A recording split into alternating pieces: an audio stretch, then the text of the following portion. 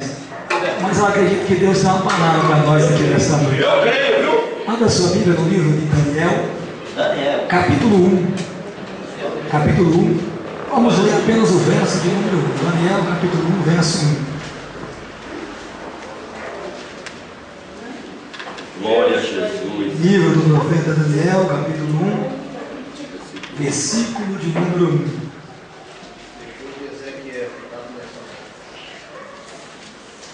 Glória a Jesus. Daniel, capítulo 1, versículo 1. Aleluia, Deus. Quantos acharam? Digam amém. Amém. No ano terceiro do reinado de Joaquim, rei de Judá, veio Nabucodonosor, rei da Babilônia, a Jerusalém e a assediou. Amém, irmão? Somente este versículo. Deixa a sua Bíblia aberta para que você possa acompanhar junto comigo o que Deus vai falar conosco aqui nesta noite. Ao abrirmos a nossa Bíblia no livro do profeta Daniel, nós encontramos um dos livros mais belos da Bíblia Sagrada. Este livro que tem como título o nome do próprio profeta. Ele era considerado, juntamente com Ezequiel, Jeremias e Isaías, um dos profetas maiores. Não por causa da sua estrutura física, mas por causa da mensagem e o rolo que Deus havia lhe entregado. O texto lido nesta noite vem nos dizendo que era cerca do ano 605 a.C. As tropas babilônicas, lideradas por Nabucodonosor, chegou nas portas de Jerusalém.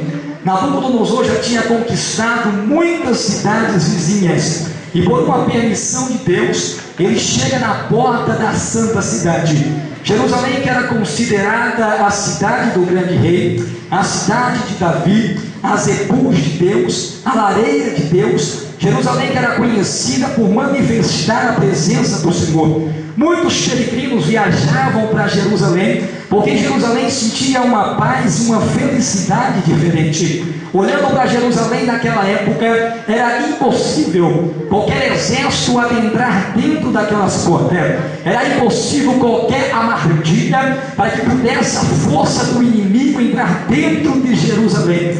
Porém, a Bíblia ela é categórica em nos afirmar que dentro dos muros de Jerusalém, os habitantes daquela cidade, os israelitas, estavam provocando a ira de Deus, estavam se prostrando perante a outros deuses. Deus, então, usando os seus profetas, os seus mensageiros, vem dando uma mensagem dizendo que o povo seria levado cativo para a Babilônia, passaria 70 anos dentro do cativeiro, 70 anos de humilhação, frustração, 70 anos sendo obrigado para o exército, a trabalhar para o exército de Nabucodonosor, por causa da idolatria do povo. O Deus que eu e você servimos é um Deus que olha para nós e tem um cuidado todo especial. Certo dia, Ezequiel ele teve uma visão no templo e Deus mostrou para ele e disse: Ezequiel, estas são as imagens que causam o meu ciúmes. Deus é um Deus zeloso por mim e por sua vida. Deus é um Deus que ele não divide a adoração dele com ninguém. Uma vez que você levanta a tua mão e aceita o Senhor como o Salvador da tua vida, você torna a particularidade peculiar do Senhor. Deus tem ciúmes de ti. A Bíblia vem nos dizendo que por causa da idolatria, Deus olha para Jerusalém e diz: o povo está fazendo tudo errado. Eu tirei o povo do Egito para glorificar e exaltar o meu nome. Coloquei o povo na terra que manda leite e mel. Estabeleci reis, sacerdotes e levitas para que a nação fosse tocada e crescesse na terra da prosperidade, a qual eu introduzi eles ali dentro. Porém o povo estão se idolatrando e se prostrando perante os deuses dos cananeus, dos jebuseus, dos heteus, e eu tenho que levantar inimigos para que Israel possa entender que o coração daquela nação tem que ser voltado para mim. Naquela época, irmãos, Israel era como o crente que nós encontramos nos dias de hoje. Só adora a Deus quando está na prova. Quando as coisas vão muito bem, pastor Mário, ele não quer saber de orar, não quer saber de jejuar, não quer saber de estar na igreja, não quer saber de buscar a presença de Deus. Mas quando Deus aperta um pouquinho e o anjo de Jeová começa a chegar, ele é o primeiro a chegar na igreja e o último a sair. Ele diz: não, Senhor, bom é estar na tua presença, bom é estar na tua casa. Deus olha para Israel e diz: com vocês vai ter que funcionar de do cativeiro. O que eu quero trazer nesta noite ao seu coração são 9 ferramentas que Nabucodonosor usou contra Jerusalém, e são 9 ferramentas que Satanás tem usado contra a igreja nos dias atuais. No verso de número 2, a Bíblia nos dizendo que o Senhor entregou nas mãos de Nabucodonosor a Joaquim, rei de Judá. A Bíblia diz que quando ele entrou dentro de Jerusalém, ele tinha um objetivo. E qual era o objetivo dele? Primeiro, atacar o rei, porque atacando o rei, tirando o rei do trono, os soldados vão baixar a guarda, os soldados vão colocar as armas no chão, os soldados não vão querer mais guerrear.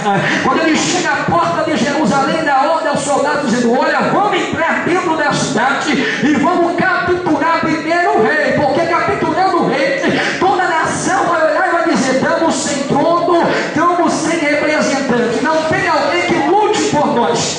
Nos dias em que estamos vivendo, Satanás tem feito de tudo. Uma das ferramentas que ele tem tentado usar contra a igreja é destruir o trono, arrancar aquele que está na frente, aquele que está na liderança. Por isso nós devemos 24 horas por dia orar pelos nossos líderes, orar pelos nossos pastores, porque eles sabem que se virem quem está na frente, a ovelha vai sair para um lado e para o outro. A autoridade nos dias em que estamos vivendo, pastor Mário, quantos pastores por aí nós conhecemos que era uma bênção na mão do Senhor, usado por Deus de uma maneira poderosa, e hoje se encontra afastado do caminho do Senhor, no mundo do crime, no mundo das drogas, no mundo da prostituição. Quantos moram na rua como mendigo, porque Satanás se levantou, cercou a cidade e atacou diretamente o rei, atacou diretamente o trono. O dia desse eu estava indo para o aeroporto e dentro do ônibus eu encontrei um pastor. Ele olhou para mim, eu olhei para ele e disse: rapaz, como é que está? Vai tudo bem? Ele olhou para mim e disse: rapaz, está mais ou menos, está mais ou menos. Eu estou indo quando dá, eu vou quando eu posso, estou trabalhando demais. Eu olhei para ele e comecei a me entristecer, porque eu disse: rapaz, você era um daqueles que eu me espelhava. Deus te usava uma mensagem tão poderosa, de uma forma tão grandiosa, e hoje você está falando para mim que está mais ou menos, que está com o pé dentro, outro pé fora. Aí ele me chamou de canto dentro do ônibus e começou a falar para mim: sabe aquele dia que me tiraram daquela congregação em que eu estava dirigindo? Aquilo mexeu comigo, era a minha fraqueza, porque eu evangelizei, eu preguei, resgatei muitas vidas, e quando me arrancaram sem falar nada, uma parte de mim foi junto. Eu entrei num momento de depressão e angústia da alma. Cheguei ao ponto de chegar em casa no domingo à tarde, ir no supermercado, comprar uma caixa de cerveja e mandar tudo para dentro, para ver se a minha depressão ia embora. Eu olhei para ele e disse: rapaz, não faça isso não, Deus tem um projeto na tua vida. Se Deus te tirou de lá, porque uma obra maior Ele tem estabelecida para você. Mas olha para mim, para você entender nesta noite: Satanás conhece o teu ponto fraco, ele sabe aonde te ferir, ele sabe aonde te machucar. Aquilo era o ponto fraco dele, e quando arrancou o reinado dele, ele disse: eu não tenho mais força para sentar no banco e assistir um culto. Eu olhei para ele e disse: não, meu pastor, não faça isso não. Primeiro Deus te chamou para ser adorador, cargo ministerial vem e passa, todos nós somos sujeitos, o que nós estamos, o que nós não estamos mais, mas aquele que está sentado no céu, ele permanece de eternidade a eternidade. Pode arrancar o que te deram, mas o que ele determinou para você, ninguém pode arrancar. Nos dias em que estamos vivendo, Satanás tem investido pesado contra nossas igrejas, contra os nossos líderes. Oxalá, irmãos, se nós encontrássemos pessoas como o pastor Mário, pessoa séria, sincera dentro da palavra de Deus, pessoa que dá testemunho do Senhor, porque olhamos muitos por aí, não temos mais em quem espelhar, olhamos e dizemos: e agora, Senhor, o que vai ser da igreja daqui para frente? Porque o trono tem sido abalado, os líderes, Senhor, têm andado em pensamentos aos ventos. Por esses dias eu estava preocupado, orando ao Senhor, pastor Mário, e eu disse: o que vai ser da igreja? Aonde a minha filha vai congregar? Como é que vai ser o pastor dela? Como é que vai ser a dirigente do círculo de oração?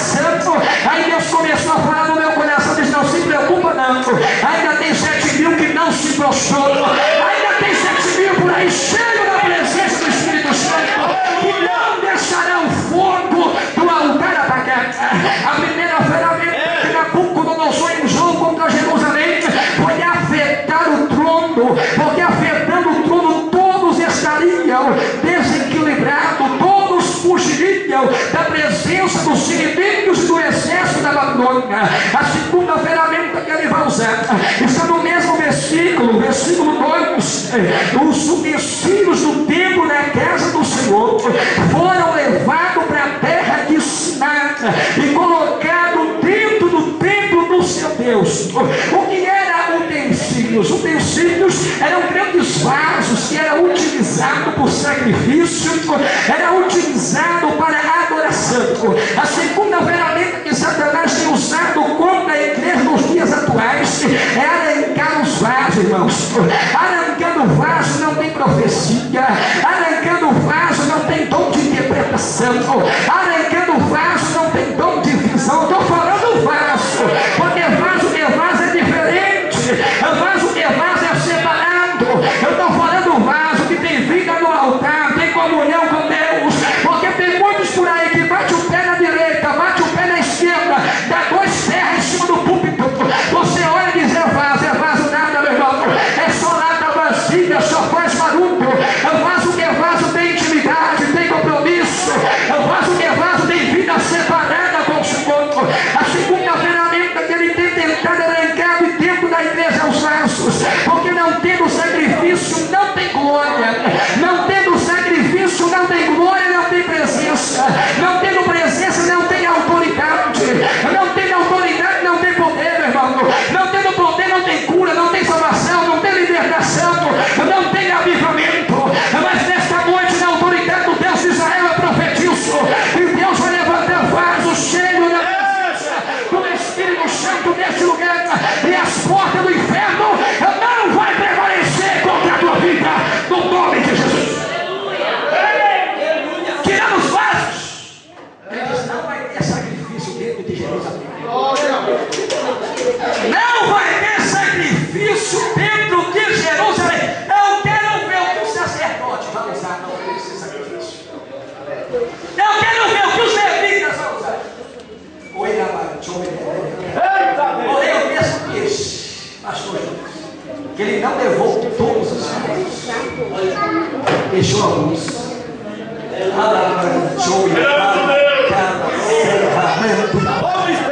Pode muito vaso, meu irmão, estar desviando no caminho do Senhor por aí. Pode muito vaso estar andando em 2 pensamentos por aí. Mas ainda tem remanescente dentro de Israel. Ainda tem remanescente dentro da casa do Senhor. Ainda tem alguém que não vai se curvar, que não vai se contaminar, que não vai se vender. Porque o que Deus te deu é seu, não precisa se vender. Eu profetizo na autoridade do meu Deus que antes do levantamento da igreja, Deus vai levantar vasos.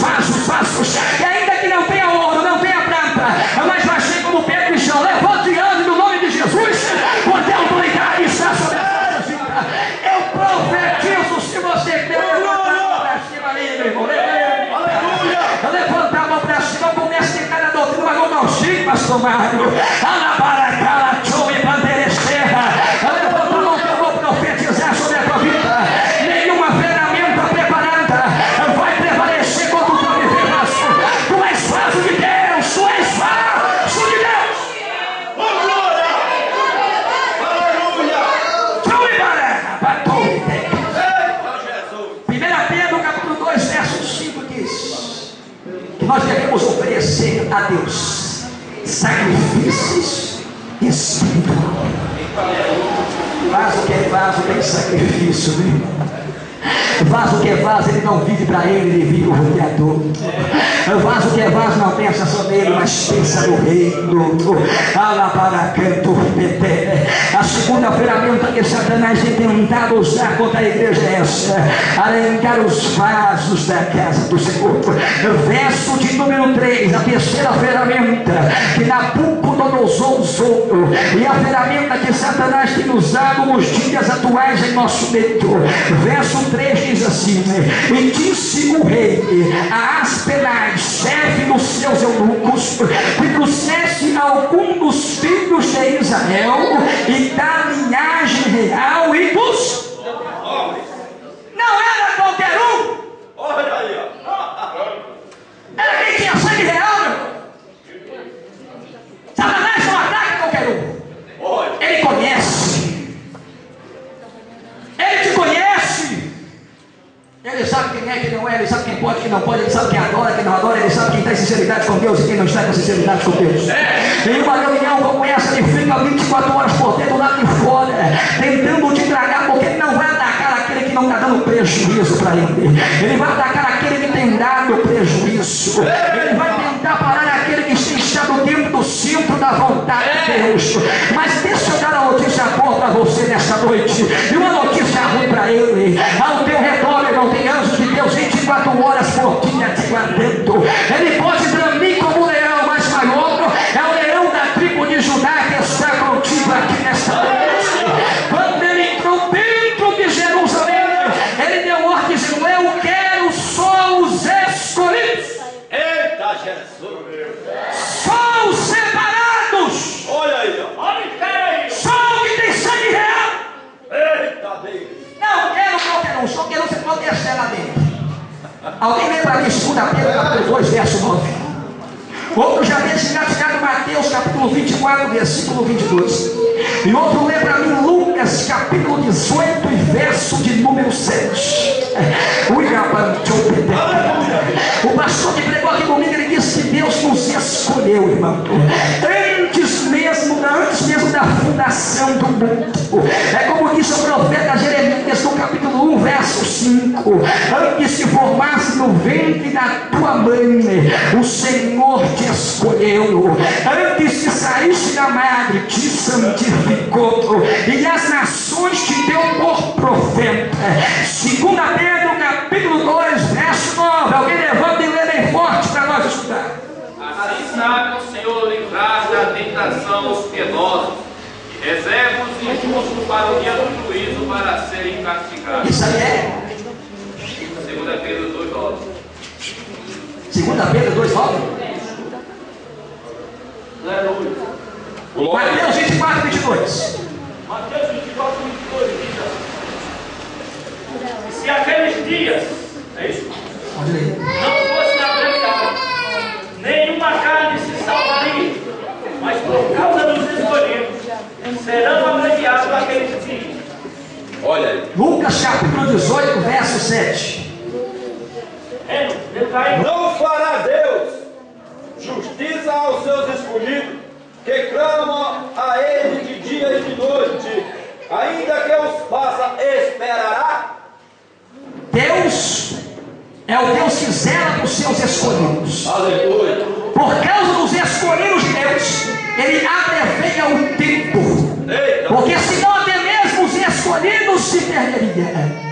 Lucas 18, verso 7 diz: na parábola do juiz, Nico vem dizendo que Deus faz justiça aos seus escolhidos. Olha para mim, para você entender o mistério aqui. Escolhido de Deus é a mesma coisa de eleito. Para você ser eleito tem que ter uma votação. Eu começo a imaginar, pastor Bárbaro, Deus olhando do alto do céu, reunindo a Trindade e dizendo assim: eu voto no pastor Jonas, ele será um grande homem na minha presença. Aí Jesus olha e diz: eu também voto nele. Aí Satanás também diz: não, Jonas não dá. 2 contra 1, mas o Espírito Santo também diz: não, sem problema, eu também voto nele, vou encher ele da minha presença. São 3 votos por 1, meu irmão. Você é eleito de Deus, você é escolhido de Deus. Deus te chamou para um grande projeto, para uma grande obra. Eu profetizo na tua vida hoje, que ainda no teu aniversário tem que arrancar aquilo que Deus colocou dentro de você. Ele não vai tocar nos escolhidos de Deus, porque quem te escolheu foi Deus, e ponto final. Esse é o que são os escolhidos do Senhor. Verso 4: jovens, em que não houvesse defeito, formosos de aparência, e instruídos em toda a sabedoria, sábios em ciências, entendidos no conhecimento, e que tivesse habilidade para viver no palácio do rei, a fim de que fosse ensinado nas letras e na língua dos causos. Esse verso que nós vemos aqui nessa noite, verso 4, está se referindo Adaniel, Misael, Adanias e Azarias.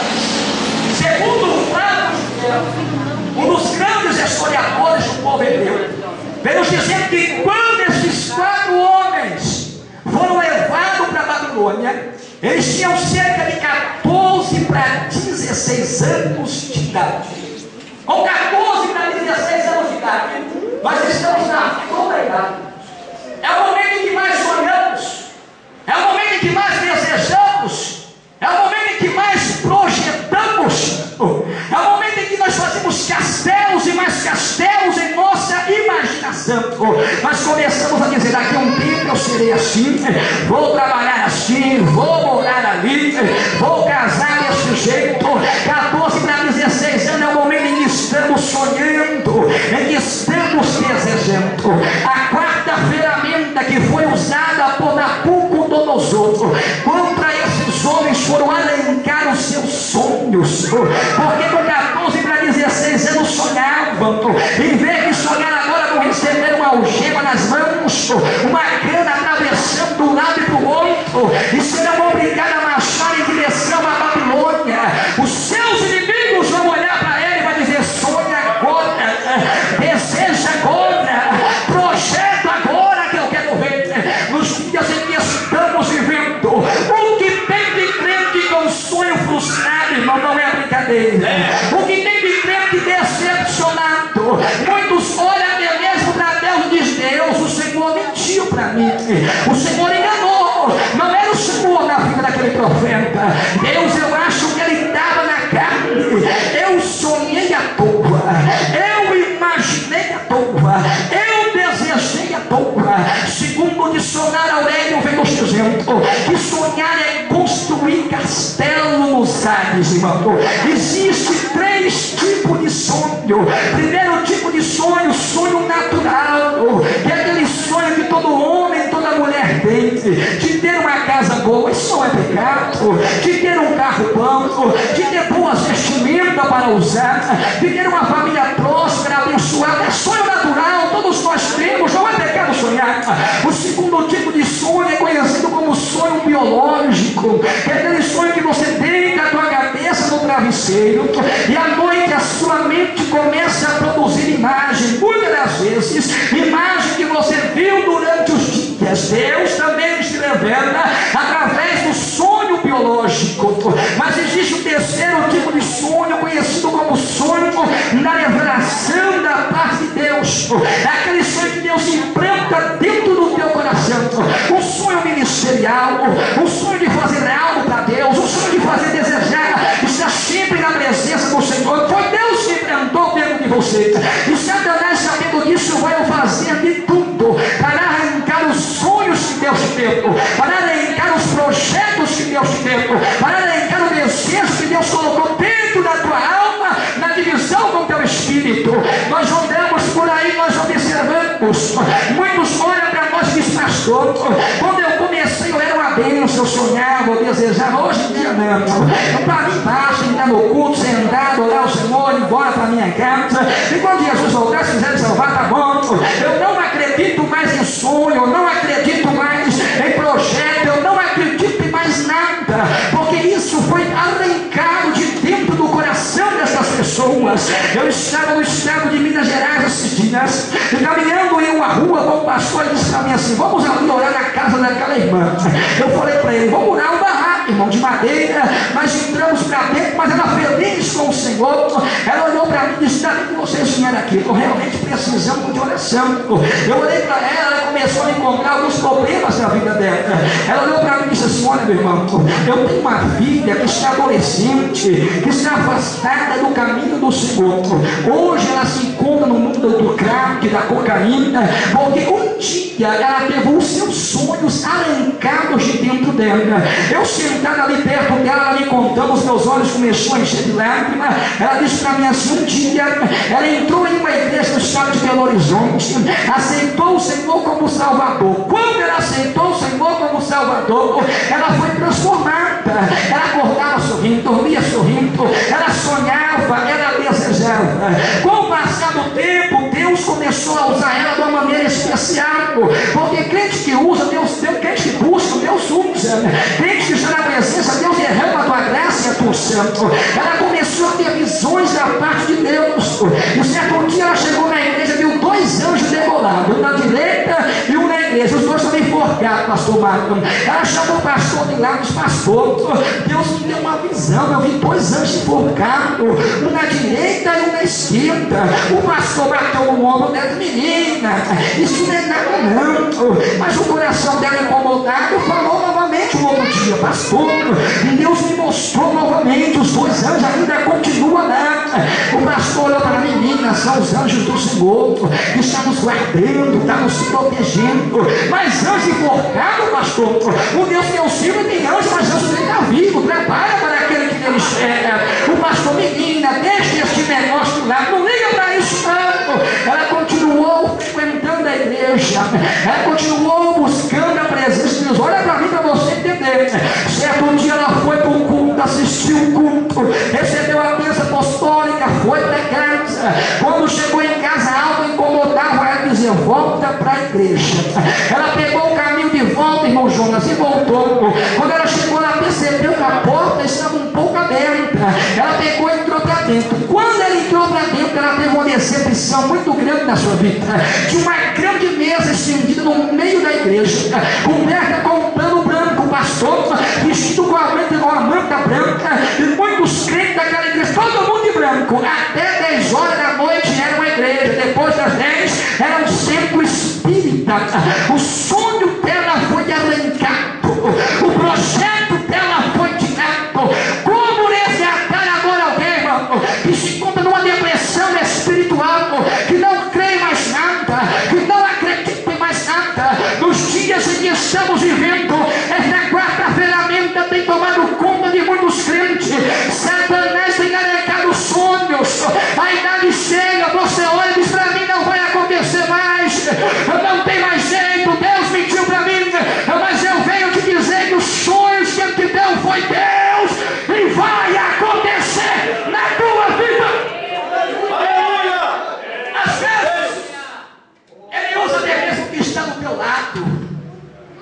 Porque eu estava tão angustiado, pastor, tão angustiado, que a vida é assim, ministerial é assim. Nós não somos super-igrejas. Nesse momento nós ficamos para baixo, e aquele que eu estava tão triste, eu saí de casa para conversar. Sentei na cadeira e fiquei sentado, angustiado, preocupado, dizendo, Senhor, eu acho que não vai acontecer, não, acho que eu estou sonhando demais. É melhor colocar o pé no chão, porque eu estou sonhando demais. Aleluia. Sentei lá, e do lado você estou passando. O mesmo, aquele mesmo, é o mesmo. Jesus, coração. Sentei no lado dele aqui, ó. Pastor pregando. Deus usou o pastor e pegou uma revelação da mensagem para mim. Deus conhece meu coração. Ele do meu lado, ó. Olhou para mim e disse, rapaz, há muitos anos atrás, quando meu cabelo ainda era preto, eu recebi essa mesma profecia. Esse mesmo chamado. Olha aqui, meu cabelo já está branco. Nem do estado de São Paulo eu saía. Eu olhei para ele, apertei os dedos. Ele não se preocupa, não. Se foi Deus que falou, vai acontecer. Passou-se alguns dias, alguns meses. Eu encontrei ele novamente, falei, rapaz, estou viajando direto, para a Bahia, Espírito Santo. Eu falei, rapaz, tu não falou que o teu cabelo estava branco? Ele falou, está branco. Eu falei, rapaz, Deus não importa, o cabelo está branco ou preto, meu filho. Se Deus falou, está falado, meu irmão. Se Deus mandou você sonhar, sonha, acredita. Eu profetizo que Satanás não vai arrancar os teus sonhos, não vai arrancar aquilo que Deus te deu. Acredita! Se levanta hoje! Volte a acreditar naquilo que Deus te prometeu. Volte a sonhar que aquilo que Deus diz para você acreditar. Não é tempo de ficarmos cabisbaixo, deprimido, e dizendo, o Senhor se esqueceu de mim, o Senhor me abandonou. Não. Levanta a tua cabeça hoje, porque você é filho do rei.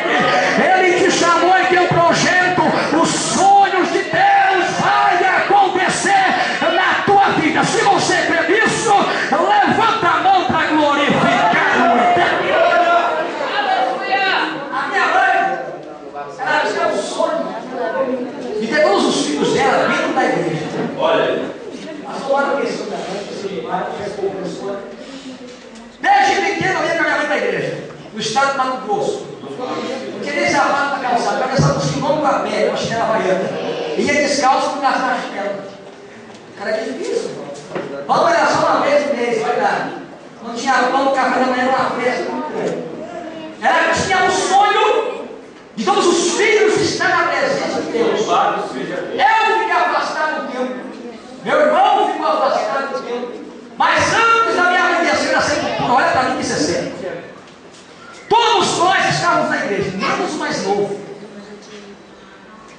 Era um mudão, usando um baseado, dando uma farinha, longe da pessoa. E minha mãe não sabia nada disso. De uma hora para outra, ela veio ficar doente. Em 15 dias, ela veio falecer. Na quarta-feira, ela desceu a sepultura. Todas as vezes que eu ia visitar ela sempre estava em coma. Sempre estava em coma. Mas naquela quarta-feira foi meu irmão Vargas e foi o mais novo. Entraram na UTI. Ela entubada, olhou para o mais novo e disse para ele assim: ó, igreja, igreja, igreja. 3 vezes. Ele voltou para casa, aceitou Jesus como Salvador. Ela faleceu, mas todos, o sonho dela aconteceu. Sabe o que é mais lindo? Nada a ela para ser velada. Sempre tem a pessoa que prepara o corpo aí, arruma o corpo. O rapaz olhou para nós e disse: não precisa nem de vela, não precisa nem de luz, ela tem brilho próprio.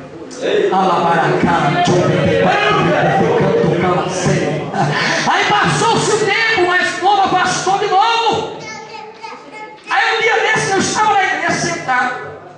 O pregador estava pregando e eu olhei para ele e falei: Jesus, esse menino quer voltar hoje. Eu vi uma visão que esse menino quer voltar hoje. Mas o pastor esqueceu de fazer uma pena, ele foi para casa. Passou-se uns dias. Eu estava na quinta-feira, a igreja estava vazia, pastor. E ele estava lá sentado. Eu falei: é hoje. Eu preguei com gosto naquele dia. E eu fiz o apelo. Ele voltou novamente para o Senhor. Hoje em dia eu passo na frente da igreja, ainda na porta. Está de porteiro. Só levando coisa para o porteiro. Porque quando você sonha, meu irmão, Deus é fiel para cumprir os sonhos da tua vida. Eu profetizo na autoridade do meu Deus que Satanás não vai arrancar os sonhos de Deus te deu. Quinta ferramenta usada contra os 4 moços. Quando eles chegaram dentro da Babilônia, olha para cá, vestimenta de hebreu, vestimenta de israelita. Aí Nabucodonosor falou: aqui na hora que está. Quando eu olho a tua vestimenta de hebreu, eu lembro de Abraão. Se eu lembrar de Abraão, eu lembro que Deus prometeu para ele que ia amaldiçoar aquele que se amaldiçoasse. Chama todos os apoiados babilônicos. Prepara 4 vestimentas novas. A Daniel, Misael, Azarias e Ananias. Vai ter que usar o teu dedo. A roupa agora dentro da Babilônia é roupa de caldeiro. A quinta ferramenta de Satanás tem tentado usar na igreja é arrancar a vestimenta que Deus te deu. Isso é muito sério, meu irmão. Quando você levanta a tua mão para aceitar, o Senhor desce uma vestimenta do guarda-roupa do céu do terreno. E que vestimenta é essa? A vestimenta da salvação. 24 horas por dia, o teu adversário olha para você e diz: mas como é que pode? Ele erra, ele cai, ele peca, ele cai, ele peca, ele cai. E a vestimenta da salvação ainda está sobre a... Eu vou arrancar, vou dar um jeito de tirar, eu vou dar um jeito de jogar do lado, eu vou dar um jeito de arrancar o que Deus entregou para ele. Toma cuidado que eu venho lhe dizer na noite de hoje. Satanás está ao nosso derredor tentando arrancar a vestimenta da salvação que Deus entregou na tua vida. Apocalipse capítulo 3, prepara para mim, verso 4, e Apocalipse capítulo 19, verso de número 8. Quem achar pode pôr de pé. 3, 4. Mas também tem em Sardes algumas pessoas que não contaminaram as suas vestes. Comigo andarão vestidos de branco, pois são dignos. A igreja de Sardes viva. Estava morta. Aí o Cristo ressurreto vem dizendo: ainda tens alguém que não contaminou a tua vestimenta. Isso é sério. Isso é sério, meu irmão. Sabe o que eu venho te dizer hoje? Profetizar na tua vida, na autoridade do meu Deus, que o guarda-roupa de Jeová está cheio de vestimenta nova.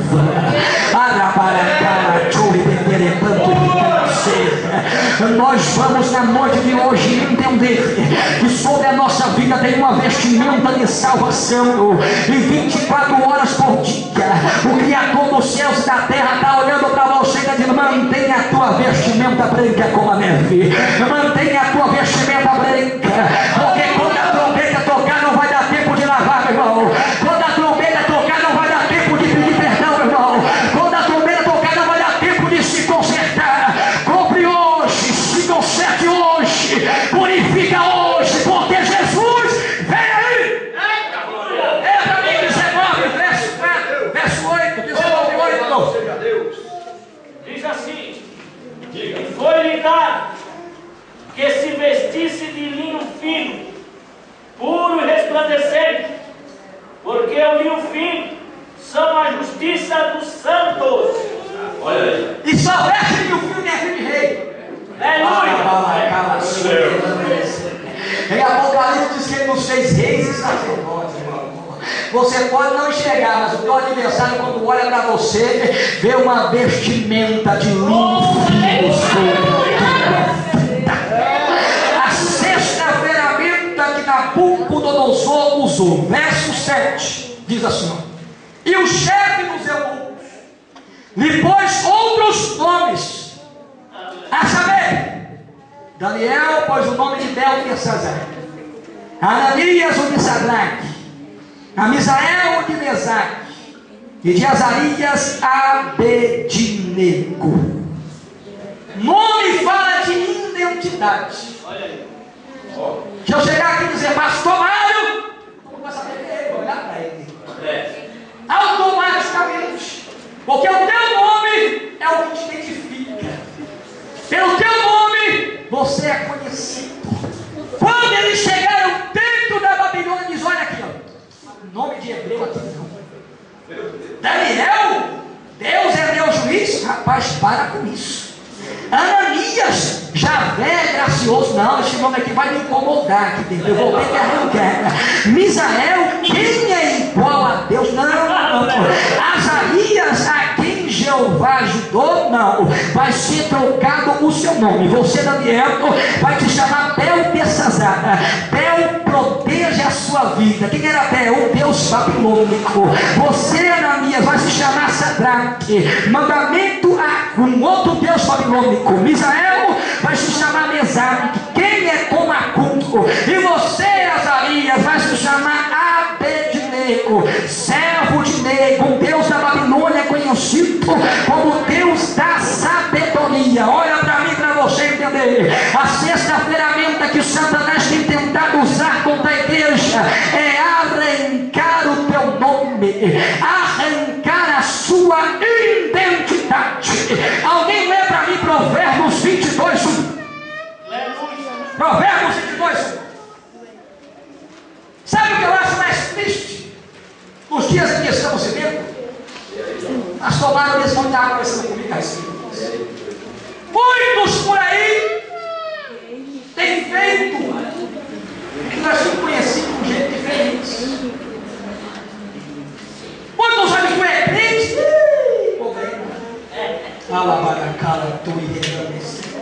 Os dias em que estamos vivendo, a igreja tem perdido a identidade. A igreja já não é mais a mesma. Provérbios 22, 1. Como ribeiro de água, assim é o coração do rei na mão do Senhor. 22, 1, Provérbios. Digno de ser escolhido é o bom nome do que as muitas riquezas. Ser estimado é melhor do que a riqueza e o ouro. Em outras traduções diz assim: mais vale o bom nome do que muitas riquezas. O Iribala Chopetere Canto. O projeto dele, crente, é arrancar a sua identidade. Sabe por quê? O nome representa muito dentro da cultura judaica. Quando os 4 entraram dentro da Babilônia, disseram: aqui não, aqui vai ter que ter um nome que eu te dar. Aqui você vai ter que viver debaixo da minha tutela, debaixo do meu cuidado. Mas deixa eu te dizer um negócio aqui, meu irmão. Os 4 moços nasceram dentro de Jerusalém, e desde muito pequeno, todo o povo judeu, ele é instruído por sua mãe até os 3 anos de idade. Depois dos 3 anos de idade, o teu pai começa a ensinar o caminho em que ele deve andar. A primeira palavra que o judeu aprende a falar é: Shema Israel, Hashem Elohenu, Hashem Echad. Ouve, ó Israel, o Eterno é o nosso Deus, o Eterno é único. Os 4 olharam e diziam: ó Nabucodonosor, pode me dar a vestimenta que for, pode trocar o meu nome, mas o meu coração vai pulsar no peito e vai adorar somente o Deus de Jerusalém. Tá? 3 vezes por dia eu vou olhar para Jerusalém e vou buscar a presença dele, porque a potestade não vai arrancar aquilo que eu aprendi desde criança na presença de Deus. Levanta a mãozinha que venha para as costas. Levanta aí. Eu vou profetizar sobre a tua vida hoje. Eu vou profetizar. Não deixe, não deixe, não deixe que o teu adversário arranque a sua identidade, meu irmão. Seja o que você é, cheio da presença de Deus em qualquer lugar. Eu me lembro que quando pequenininho nós era conhecido como o povo barulhento, o povo do glória, o povo do aleluia. Hoje em dia tem muitos tentando mudar essa identidade, mas nós ainda somos o povo do glória, o povo do aleluia, o povo de Deus manifesta o poder dele. Eu profetizo: não deixe que o teu inimigo arranque a tua identidade. 7ª ferramenta, vamos ler aqui, verso 8. Alguém lê para mim, Daniel 8? Mas Daniel propôs no coração não se contaminar com a porção do manjar do rei, nem com o vinho que ele bebia. Portanto, pediu ao chefe dos seus homens que lhe concedesse não se contaminar. Entenda um negócio aqui sério. O nosso adversário, ele só oferece prato.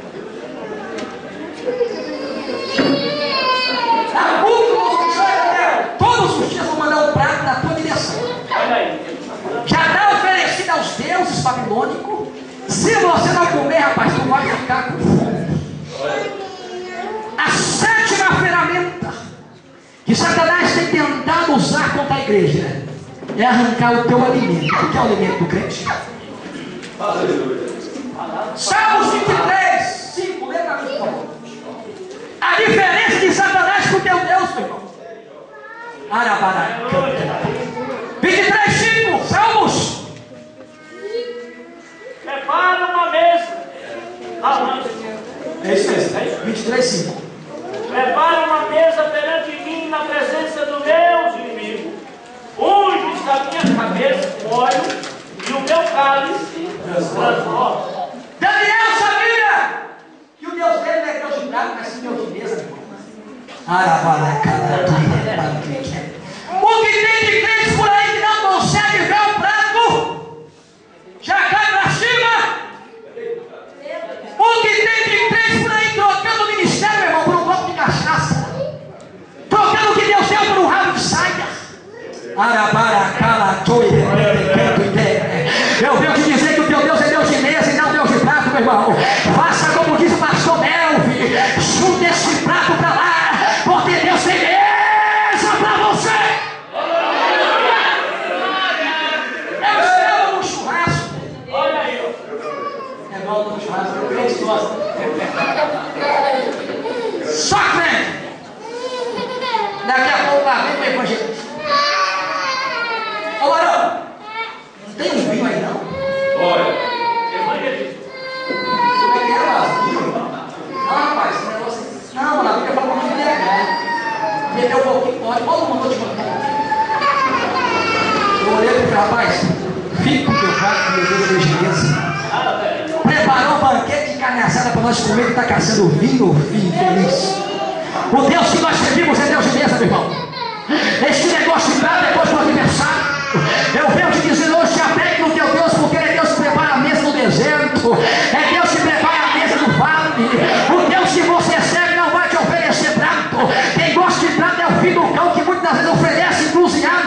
Mas o Deus que eu e você servimos é Deus de bênção.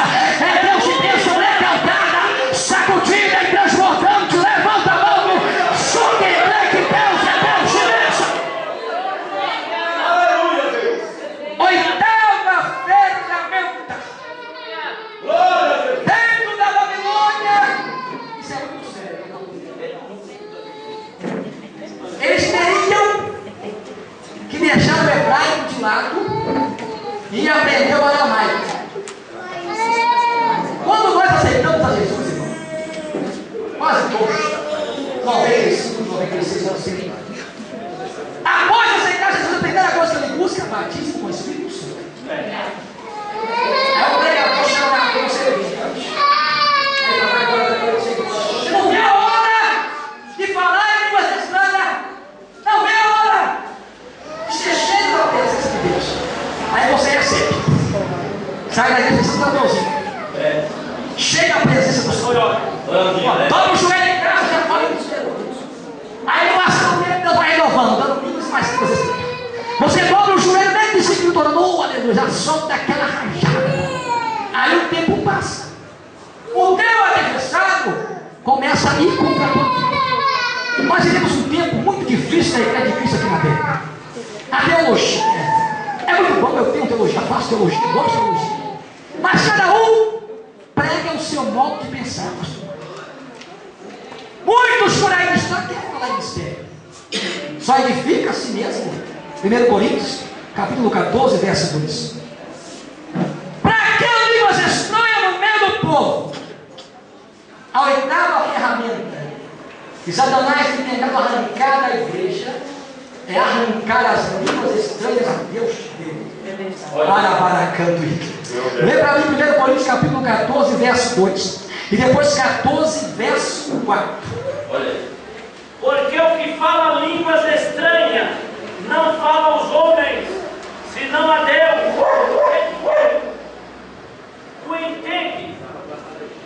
E em espírito fala de mistério. Uma vez se você fala em línguas estranhas, falando com quem? Bora ler outro versículo. Você leu 2 aí? Foi. Leu 4. Que fala língua estranha, edifica a si mesmo, mas o que profetiza, edifica a igreja. Isso é o verso 4. Uma vez que você fala em línguas estranhas, você fala com o Senhor. Paulo está escrevendo essa carta dizendo: olha, aquele que fala em línguas estranhas, peça a Deus que lhe dê um dom de profecia e também um dom de interpretação, para que quando você falar, Deus possa te usar na interpretação ou na profecia, para que a mensagem possa ser entregue. Paulo está dizendo: olha, pare com as línguas estranhas. Você imaginou algumas línguas estranhas? É melhor que crente mais que Deus. Você já morreu na igreja lá para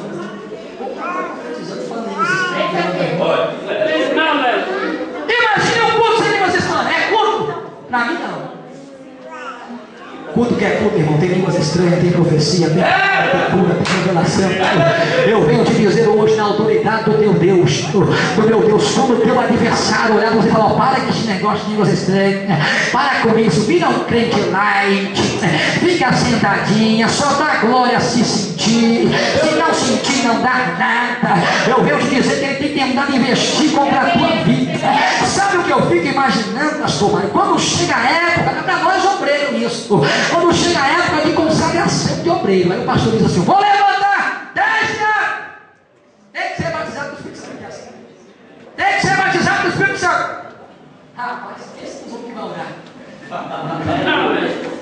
Esse nos homens que vão orar. Quem não é, meu irmão? Meu filho vai virar madrugada, vai subir monte, mas eu conheço pessoas assim, meu irmão. Depois que recebe a carteirinha do ministério, nunca mais ele fala em línguas estranhas. O tempo passa, o céu vai embora. Ele diz: não, já recebi, já sou consagrado. Para que esse negócio? Isso é coisa de meninice.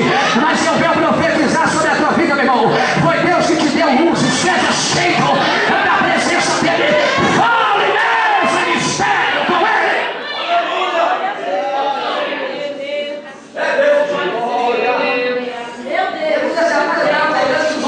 Eu falei: esse crente é batizado, mas vontade de eu estar de meter a mão na cabeça. Aleluia. Rapaz, eu vou dizer pra você, porque já falou sagrado. Ainda prega em cima do culto dizendo que não precisa. O Irecala,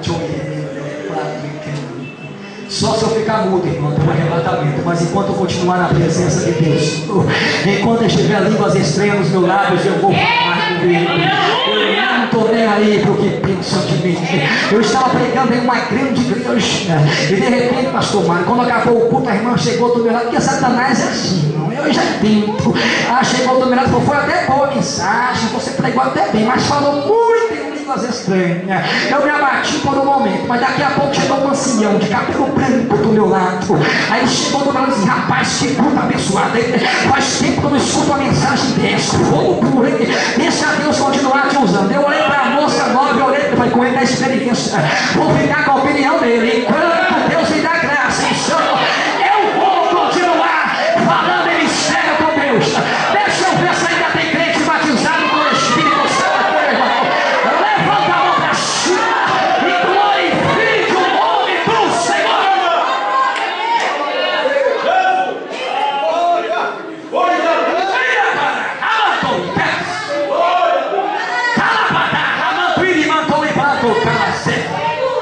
Foi Deus que te deu. Você fala com Ele e Ele te responde mistérios sobre a tua vida. Para nós finalizar aqui.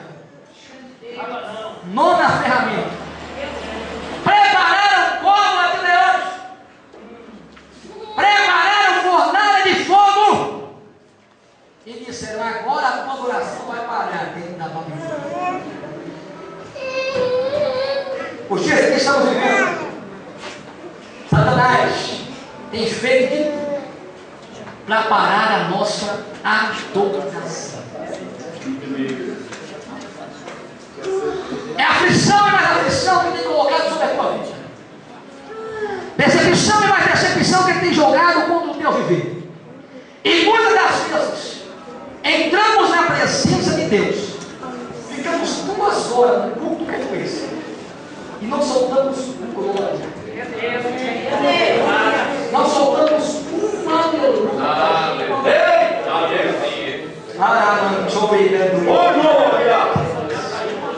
Aí não entende porque a vida continua a mesma coisa. Não entende porque não sai da mesmice. Não entende porque muita gente anda fraco. Olha aí. Porque entra na presença de Deus e as dificuldades têm falado mais alto do que a adoração que você deve prestar para Ele. É interessante, irmãos, que no céu não tem silêncio. Aleluia. Se nós na glória aqui, Ele recebe, se coloca em pé para te abençoar. Mas se você não der, do mesmo jeito o serafim está Kadosh, Kadosh, Kadosh. Jeová Sabaoth, Santo, Santo, Santo. É o Senhor dos Exércitos. Eles têm prazer em estar em cima do trono de Deus, adorando a Deus. Glória a Jesus. Aleluia. Ele quer calar a voz da igreja aqui na terra. Mas enquanto estiver meia dúzia de crente doido, igual o pastor Anderson, pastor Mário, os pastores que estão aqui na minha retaguarda, irmão, não vai ter silêncio não. Deixa eu ver quem está conosco aqui. Deixa eu ver. A partir de hoje, no nome de Jesus, irmão, qualquer culto que você entrar, já entra dando glória, já entra dando aleluia. É por isso que às vezes, olha aqui para você ver como é que é as coisas. Às vezes tu sente do lado de um crente que não gosta de barulho. Não é seu caso não, mano. Só vou fazer uma demonstração. Ó. Aí o culto está começando a dar. Ô, glória! Aleluia! Glória a Deus. Coisa linda, aleluia. Oh, aleluia. Deus entende teu pensamento, para que tu está gritando glória a Deus, aleluia? É porque adorador que é adorador, irmão, entra na presença dele.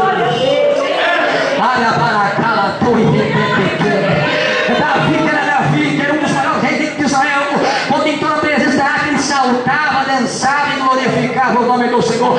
Quem somos nós? É só você olhar o seu passado de pecado, já é motivo para você entrar na presença dele e glorificar o nome do Criador. Não deixe que as adversidades pare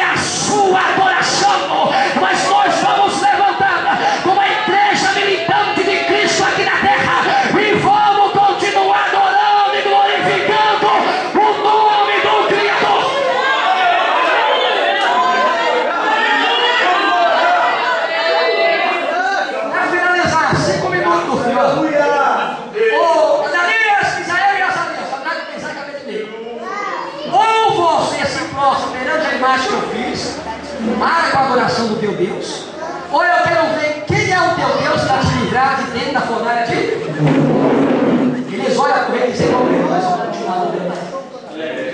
A fornalha, sem problema, vou adorar ele lá dentro. Aleluia! Sabe qual foi a maior besteira que Nabucodonosor? Enquanto ele estava mexendo com os três, estava tudo bem. Mas quando ele disse assim: eu quero ver quem é o teu Deus. Aí Jeová se profundou. Desceu primeiro dentro da fornalha. Por que primeiro? Porque primeiro. Se os três fossem jogados, Jesus já morreu queimado. Hoje, aí trouxe 2 ar-condicionados celestiais. Não está na Bíblia, mas 2 ar-condicionados celestiais. A porta abriu, aí pode entrar. Ele conhece o teu nome, diz Ananias. Misael, pode entrar. Ó, Zacarias, entra para dentro. Olha para cá, adorador, irmão. Ele não se prostra perante a adversidade. E não se prostrando perante a adversidade. Deus se coloca em pé. Desce dentro das situações difíceis. Para dar vitória ao crente que continua adorando a presença de Deus. Finaliza aqui agora. Finaliza aqui agora. A irmã Edith que mora no jogadeiro. Mãe de nossa irmã Edith. Ela conta, conhece? Ela conta que ela foi para a Bahia. Missionária, foi para a Bahia. Foi fazer a obra em uma cidade da Bahia. Chegando lá, ela pregando, eu já vi visitando mais. Chegou um rapaz que mandava na cidade, mandava todo mundo. Chega o dinheiro, pastor. Ficou um carro importado na porta da casa que ela estava. Olhando para ele e disse: é você que veio de São Paulo, daquela terra, filha de incomodar. Aqui todo mundo será da Santinha. É melhor você pegar suas naves, ó, voltar para a sua cidade. Ela olhou para ele e falou: não, Deus me mandou, eu vou ficar aqui. Ele tirou o 38 da segunda. Olhou para ela e ainda tirou e deu um tiro para cima. Eu primeiro um tiro, ela cheia de Deus, 3 meses de carro. Diz assim: receba aí! Meu Deus! Ele deu o segundo. Receba aí, Jesus! Ele deu o terceiro. Esse é seu, Espírito Santo. Ela dizendo, ele atirando e ela dizendo: receba aí. Ele olhou para ele e disse assim: ó, esses 3 foi para o teu Deus. E o que sobrou aqui é para você. Se não sair daqui até amanhã, está horas. Pegou o carro dele, foi atravessar uma avenida, uma rodovia. Lá vem a carreira de Jeová.